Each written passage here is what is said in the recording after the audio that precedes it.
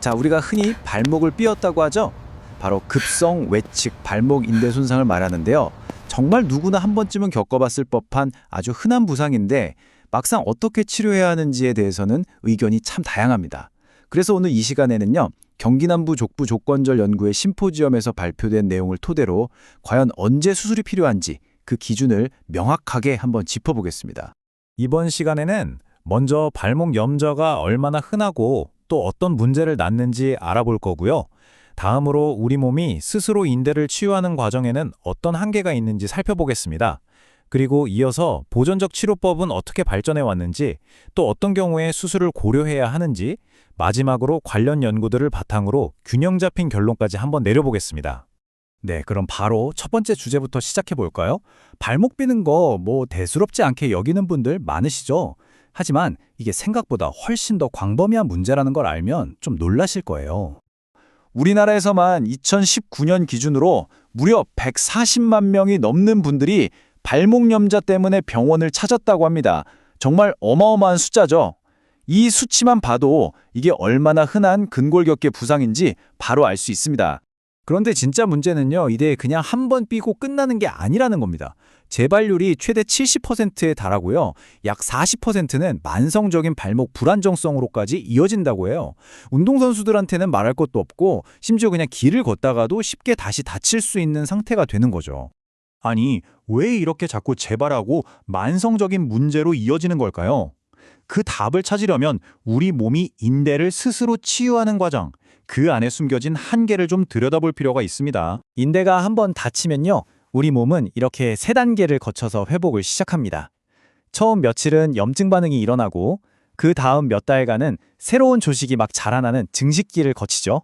그리고 마지막으로 수개월에서 길게는 수년에 걸쳐서 재형성기를 거치면서 치유 과정이 마무리됩니다. 자, 여기서 정말 중요한 포인트가 나옵니다. 우리 몸이 스스로 치유해서 만들어낸 이 인대 흉터 조직이요, 사실 원래 있던 멀쩡한 인대보다 생체 역학적으로 훨씬 약하다는 거예요. 왜냐하면 콜라겐 섬유 배열이 보시는 것처럼 완전히 뒤죽박죽이거든요. 구조적으로 약할 수밖에 없죠. 이게 바로 한번 삐끗한 발목이 자꾸만 꺾이고 운동할 때 불안정하게 느껴지는 근본적인 원인이 되는 겁니다. 네, 이 한 문장이 모든 걸 말해주죠. 우리 몸의 자연 치유력만으로는 손상된 인대가 결코 원래의 튼튼한 상태로 완벽하게 돌아갈 수는 없다는 겁니다. 그럼 인대가 스스로 완벽하게 회복되지 못한다면 우리는 어떻게 해야 최적의 회복을 도울 수 있을까요? 바로 이 지점에서 비수술적 치료, 즉 보존적 치료가 아주 중요해집니다. 이 치료법이 어떻게 발전해 왔는지 한번 보시죠. 예전에는 발목을 삐면 무조건 쉬고 얼음찜질하고 압박하고 다리를 올리는 이른바 라이스, RICE 요법을 강조했는데요. 요즘에는 여기서 더 나아가서 Peace and Love, PEACE and Love라는 좀 더 종합적인 관리법을 권장하고 있습니다. 이 프로토콜은 2단계로 나뉘는데요. 다친 직후 며칠 동안은 피스 단계로 손상 부위를 보호하고 불필요한 소염제는 피하는 데 집중하고요. 그 다음 러브 단계부터는 점진적으로 체중을 싣고 운동을 통해 혈액순환을 촉진하면서 적극적으로 회복에 나서는 거죠. 자, 이제 가장 중요한 질문에 도달했습니다. 이런 보존적 치료라도 한계가 있다면 도대체 어떤 경우에 수술이라는 카드를 고려해야 하는 걸까요? 그럼 의사들은 어떤 경우에 수술을 권하게 될까요? 보통 인대가 완전히 끊어져서 발목이 심하게 덜렁거리는 경우, 또는 보존적 치료를 충분히 했는데도 계속 발목을 삐면서 만성 불안정성으로 진행된 경우입니다. 특히 높은 수준의 신체 능력을 완벽하게 회복해야 하는 운동선수들에게는 수술이 더 적극적으로 고려될 수 있겠죠. 이해를 돕기 위해 실제 사례를 한번 살펴보겠습니다. 25세의 여자 쇼트트랙 선수가 경기 중에 발목을 심하게 다쳐서 병원을 찾았습니다. MRI를 확인해 보니 단순한 발목 염좌가 아니라 경골과 비골을 연결하는 경비인대가 손상된 상태였습니다. 이런 손상은 일반적인 발목 염좌보다 회복이 오래 걸리는 경우가 많습니다.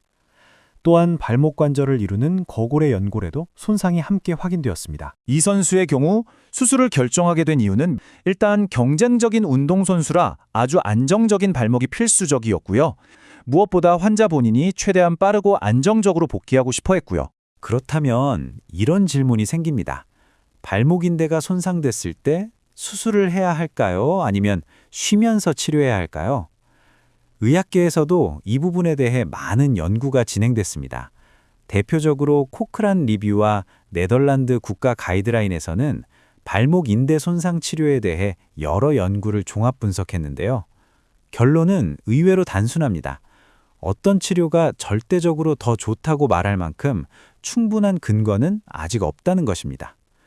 그래서 치료 방법은 부상의 정도, 활동 수준, 그리고 환자의 상태에 따라 개별적으로 결정하는 것이 중요합니다. 오늘 말씀드린 내용은 어디까지나 의학적 이해를 돕기 위한 교육용 정보라는 점을 꼭 기억해 주시길 바랍니다.